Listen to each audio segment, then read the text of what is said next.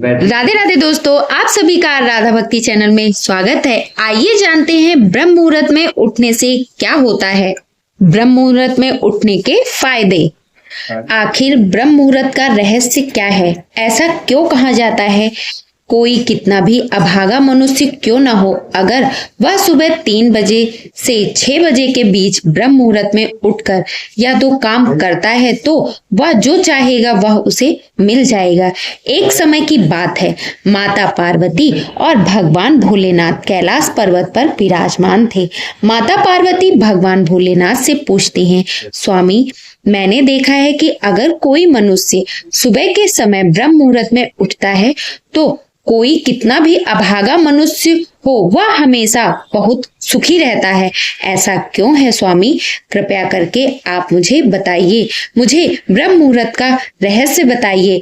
तब भगवान भोलेनाथ कहते हैं, हे देवी, आज अपने समस्त मनुष्य जाति के कल्याण के लिए ये प्रश्न पूछा है। मैं आपके इस कल्याणकारी प्रश्न का उत्तर एक कथा के माध्यम से ही बताऊंगा। कृपया आप इस कथा को ध्यान पूर्वक सुनिए और जो भी मनुष्य इस कथा को पूरा सुनते हैं उन सभी मनुष्यों का कल्याण होता है। ब्रह्म मुहूर्त का रहस्य जानने के बाद उनका पूरा जीवन बदल जाएगा। तो भक्तों, फिर भगवान शिव कथा को सुनाना प्रारंभ करते हैं और माता पार्वती से कहते हैं कि बहुत समय पहले की बात है, काशी में दिनकर नाम का एक लड़का रहता था। वह लड़का बहुत ही अच्छा और नेक दिल का था, लेकिन उसकी एक गलत आदत थी कि वह सुबह जल्दी नहीं उठता था, बल्कि बहुत देर तक सोता रहता था। सुबह उसे जागने के लिए घर वाले कई प्रयास करते थे, परंतु वह रोजाना सुबह देर तक सोता रहता था। वह लड़का कभी भी 10 बजे से पहले नहीं उठता था। जब वह बालक था तब परिवार वालों ने सोचा कि जब यह बड़ा हो जाएगा तो इसकी आदत सुधर जाएगी, परंतु वह लड़का जैसे जड़े से बड़ा होता गया उसकी यह आदत और भी ज्यादा गहरी होती चली गई। दुनिया इधर से उधर हो जाती, लेकिन वह लड़का कभी भी जल्दी नहीं उठ पाता था। उसके पिता उसकी इस आदत से बहुत ज्यादा परेशान रहते थे। उस लड़के को ढेरों नकारात्मक शक्तियों ने घेर लिया था। वह सभी को पलटकर जवाब देता था और दिन भर उदास रहता था। इसका असर उसके स्वास्थ्य पर भी पड़ रहा था। जब उस लड़के को यह पता लगा कि उसके सारे मित्र सफलता को प्राप्त कर चुके हैं, तब वह और भी ज्यादा चिंतित हो गया और ईश्वर को कोसने लगा। वह बार बार यही कहता था कि मेरी किस्मत की ही क्यों खराब है, परंतु उसके पिता अच्छी तरह से जानते थे कि उस लड़के के असफल होने के पीछे का क्या राज है। भगवान शिव ने कहा, हे देवी, फिर एक दिन की बात है, उसके पिता को किसी सन्यासी के बारे में पता चलता है। उसने तुरंत अपने बेटे की समस्या को लेकर उस सन्यासी के पास जाने का निर्णय लिया।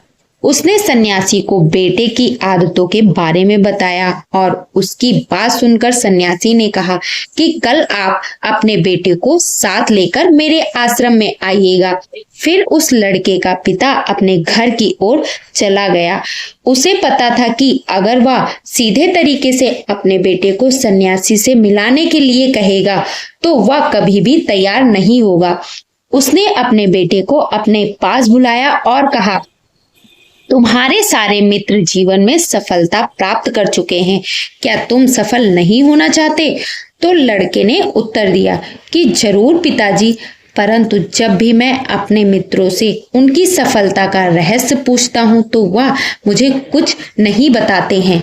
भगवान शिव ने कहा, हे देवी, फिर उसके पिता ने कहा कि मुझे यह रहस्य पता चल गया है कि वह सभी क्यों सफल होते जा रहे हैं। तब उस लड़के ने बड़ी उत्सुकता से पूछा, क्या आपको पता है? पिताजी, कृपया करके आप मुझे जरूर बताएं। उसके पिता ने कहा कि कल सुबह तुम्हें एक सन्यासी के आश्रम में जाकर उनसे मिलना है। यदि तुम वहां पर समय से पहुंच गए तो वह सन्यासी तुम्हें ऐसा मंत्र बताएंगे जिससे तुम सफल हो जाओगे। परंतु एक समस्या है। लड़के ने कहा कि पिताजी, मैं कल पूरी रात जागता रहूंगा और सुबह सन्यासी से मिलकर आऊंगा। उसके पिता ने कहा कि ठीक है, तुम वहां जाकर उस सन्यासी की आज्ञा को मानना। पिता की बात सुनकर वह लड़का बहुत अधिक खुश हुआ। जीवन में पहली बार रात्रि में वह जागता रहा, परंतु थोड़े ही समय में उसे नींद आ गई और वह सो गया। फिर अगली सुबह जब वह उठा तो उसे पता चला कि सन्यासी से मिलने का समय समाप्त हो चुका था। उसके पिता ने लड़के की तरफ देखा और कहा कि तुम जीवन में कभी नहीं सफल हो पाओगे, इसलिए जाओ और जाकर सो जाओ। पिता की यह बात सुनकर उस लड़के को बहुत दुख हुआ। उसने मन ही मन स्वयं को चुनौती दी कि कल सुबह वह सन्यासी से मिलने अवश्य जाएगा। उसने अपने पैर में एक छोटा सा घाव बना लिया, जिससे दर्द के कारण उसे रात भर नींद नहीं आई। भगवान शिव ने कहा, हे देवी, यह ऐसा पहला अवसर था जब उसने अपने जीवन में पहली बार सूर्योदय देखा था। वह तुरंत ही तैयार होकर सन्यासी से मिलने के लिए चला गया। आज उसका अनुभव कुछ अलग ही था।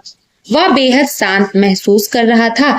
चलते चलते वह लड़का जैसे ही सन्यासी के आश्रम में पहुंचा तो वहां पर उसने देखा कि सन्यासी और उसके सभी शिष्य ध्यान लगाकर बैठे हुए थे। भगवान शिव ने कहा, हे देवी, फिर जब ध्यान का समय समाप्त हुआ तब लड़का उस सन्यासी के पास पहुंचा और उन्हें प्रणाम करते हुए बोला कि आपके पास कोई ऐसा मंत्र है जिससे मैं सफल हो सकूंगा? कृपया आप मुझे वह मंत्र बताइए। मैं भी अपने मित्रों के समान सफल होना चाहता हूँ और अच्छा जीवन जीना चाहता हूँ। भगवान शिव ने कहा, हे देवी। फिर सन्यासी मुस्कुराए और बोले, अच्छा, तो तुम वही बालक हो। तुम्हारे पिताजी मुझसे मिलने आए थे और उन्होंने तुम्हारे विषय में मुझे सब कुछ बता दिया था। मैं तुम्हें वह मंत्र अवश्य बता देता, परंतु अब लड़के ने जैसे ही परंतु शब्द सुना तो लड़का घबरा गया। उसने पूछा, परंतु क्या गुरुदेव? तब सन्यासी बोला, मैं तुम्हें वह मंत्र बताऊंगा, परंतु अगले 21 दिनों तक तुम्हें मेरी आज्ञा माननी होगी। मैं तुम्हें वह मंत्र 21 दिनों के बाद बताऊंगा। तब तक मैं तुमसे जो भी कार्य कहूंगा तुम्हें वह करना होगा। यदि तुम असफल हुए या कार्य के बीच में तुम्हारा संकल्प टूट गया तो उस मंत्र का असर नहीं होगा। दृढ़ निश्चय के साथ उस लड़के ने कहा कि मुझे आपकी सारी आज्ञा स्वीकार है। मैं अगले 21 दिनों के लिए आपका दास हूँ। आप जो भी कहेंगे मैं वही कार्य करूंगा। मुझे केवल और केवल उस मंत्र के बारे में जानना है। भगवान शिव ने कहा, हे देवी। फिर सन्यासी ने उस लड़के से कहा कि ठीक है, कल से तुम्हारा कार्य शुरू होगा। तुम इसी आश्रम में निवास करोगे। वह लड़का आश्रम में निवास करने के लिए तैयार हो गया। सन्यासी ने कहा कि यहाँ रहते हुए तुम्हें ब्रह्म मुहूर्त में उठना होगा और दूसरे शिष्यों की तरह ध्यान और तप करना होगा। साथ ही आश्रम के कार्यों में भी सहायता करनी होगी और ध्यान रहे यह संकल्प टूटना नहीं चाहिए। भगवान शिव ने कहा, हे देवी।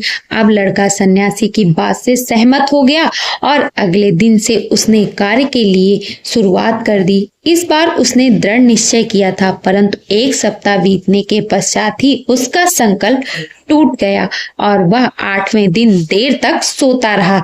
जब वह नींद से जागा तो उसने कहा कि मुझसे कितनी बड़ी भूल हो गई। वह रोते हुए सन्यासी के पास पहुंचा और कहने लगा कि हे गुरुदेव, मेरा संकल्प टूट गया। अब मैं जीवन में कभी सफल नहीं हो पाऊंगा। सन्यासी ने उसे समझाते हुए कहा कि एक बार फिर से शुरुआत करो, फिर से संकल्प करो। फिर लड़के ने सन्यासी से पूछा कि सुबह उठना इतना आवश्यक क्यों होता है और यहाँ पर सभी लोग इतनी जल्दी क्यों उठ जाते हैं? भगवान शिव ने कहा, हे देवी। तब सन्यासी ने लड़के को समझाते हुए कहा कि सुबह यानी ब्रह्म मुहूर्त में उठने के पीछे बहुत बड़ा विज्ञान छुपा हुआ है। लड़के ने कहा कि कृपया मुझे वह विज्ञान बताने की कृपा करें। सन्यासी ने कहा कि रात्रि को 4 पहर में बांटा गया है। पहला रुद्रकाल, जिसका समय शाम 6 बजे से लेकर 9 बजे तक होता है। दूसरा राक्षस काल, जिसका समय रात्रि 9 बजे से 12 बजे तक होता है। तीसरा गंधर्व काल, जिसका समय रात्रि 12 बजे से 3 बजे तक होता है। और सबसे अंत में जो पहर आता है उसे मनोहर काल कहते हैं। इस समय को ब्रह्म मुहूर्त या अमृत बेला के नाम से भी जाना जाता है। इसका समय भोर 3 बजे से सुबह 6 बजे तक होता है। यह वह समय होता है जब पूरे संसार की नकारात्मक शक्तियां निष्क्रिय अवस्था में होती हैं और सकारात्मक शक्तियां सक्रिय होती हैं। ब्रह्म मुहूर्त अर्थात देव मुहूर्त, ब्रह्म मुहूर्त का अर्थ देवताओं का समय होता है। भगवान शिव ने कहा, हे देवी, वह सन्यासी आगे कहता है, इस समय देवता धरती पर विचरण कर रहे होते हैं और जागृत मनुष्य पर उनका बड़ा ही सकारात्मक प्रभाव पड़ता है। ब्रह्म मुहूर्त ऐसा समय होता है जिसमें मनुष्य का मस्तिष्क बिल्कुल खाली होता है, जिसमें किसी प्रकार के कोई विचार नहीं होते। और जब इस समय व्यक्ति अपनी पुस्तक खोलकर पाठ का अध्ययन करते हैं तो उन्हें सब कुछ जल्दी जल्दी याद भी होता है और यह लंबे समय तक याद रहता है। यह ऐसा समय है जिसमें हम ज्ञान को समझने का प्रयास करते हैं। इस कारण आश्रम के सभी शिष्य और संसार में बहुत से ज्ञानी लोग ब्रह्म मुहूर्त में उठ जाते हैं। प्राचीन काल में रोशनी का कोई स्रोत न होने के कारण लोग अपने दिन का समापन सूर्यास्त के साथ और आरंभ सूर्योदय के साथ करते थे। यह एक तरीका है जिसमें मानव जीवन प्रकृति के साथ तालमेल बनाकर चलता है। भगवान शिव ने कहा, हे देवी। फिर उस लड़के ने कहा कि ठीक है, मैं कल से अपना संकल्प फिर से शुरू करता हूँ, परंतु ब्रह्म मुहूर्त में उठकर मुझे क्या क्या करना चाहिए। तब सन्यासी ने कहा, ठीक है, मैं तुम्हें बताता हूँ कि ब्रह्म मुहूर्त में क्या क्या करना चाहिए और कैसे करना चाहिए। सबसे पहले उठकर धरती माता पर पांव रखने से पहले धरती माता को प्रणाम करना चाहिए और अपनी दोनों हथेलियों को देखना चाहिए और ईश्वर को धन्यवाद देना चाहिए कि उन्होंने तुम्हें आज का सूर्योदय देखने का अवसर दिया। इसके बाद नित्य कर्म और स्नान करने से शरीर ही नहीं बल्कि मन की शुद्धता भी बढ़ती है। स्नान करने के पश्चात ध्यान की प्रक्रिया होती है। ब्रह्म मुहूर्त में ध्यान की अवधि 21 दिन तक होती है। इस विधि का उपयोग तब किया जाता है जब आप अपनी कोई मनोकामना की पूर्ति चाहते हैं। यह ऐसा समय होता है जब व्यक्ति अपने आज्ञा चक्र को सक्रिय करने का काम करता है। भगवान शिव ने कहा, हे देवी। आगे वह सन्यासी कहता है, आज्ञा चक्र दोनों भवों के बीच होता है। यह संकल्प का स्थान भी कहा जाता है। अगर इस चक्र पर ध्यान केंद्रित किया जाए और अपनी मनोकामना को बार बार दोहराया जाए तो मात्र 21 दिनों के भीतर वह मनोकामना पूरी होती है। अगर आपके मन में कोई अधूरी मनोकामना है और आप उसे पूरी करना चाहते हैं, तब उसे सबसे पहले उस मनोकामना का स्पष्टीकरण कर लें कि आपको क्या चाहिए। यह निर्णय अवश्य कर लें। इसके बाद ध्यान की विधि को शुरू करें। ब्रह्म मुहूर्त में स्नान के बाद एक ऐसा स्थान चुनें जहां पर वायु का प्रवेश हो। ध्यान में शुद्ध प्राण वायु का होना आवश्यक होता है। ध्यान की मुद्रा में रीढ़ की हड्डी सीधी होनी चाहिए, साथ ही गर्दन भी सीधी होनी चाहिए। सुखासन की अवस्था में दोनों हाथों को घुटनों पर रखकर आंखें बंद करके बैठ जाएं। हाथों की मुट्ठी को बंद कर लें और 2-3 मिनट तक बिल्कुल शांत हो जाएं।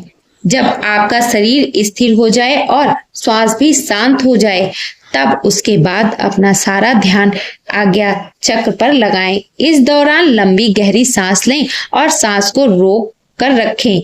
इस समय आप अपनी इच्छा को मन ही मन दोहराएं और अपने मन से इष्ट देव और देवी देवताओं और गुरुजनों का चिंतन करें।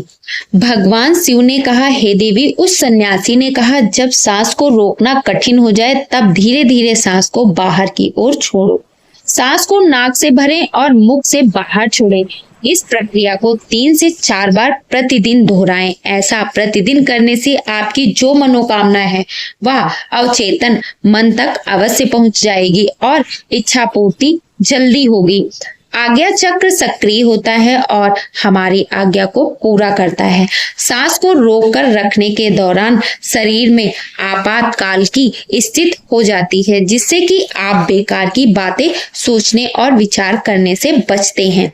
ब्रह्म मुहूर्त के समय ईश्वर की विशेष कृपा होती है और कोई भी व्यक्ति अपनी मनोकामना को इस समय दोहराता है तो उसकी इच्छा जल्द से जल्द पूरी होती है। भगवान शिव ने कहा, हे देवी, इस प्रकार सन्यासी ने उस लड़के को ब्रह्म मुहूर्त का महत्व बतलाया। अगले 21 दिनों तक उस लड़के ने बड़े ही मन के साथ इस प्रक्रिया को अपनाया।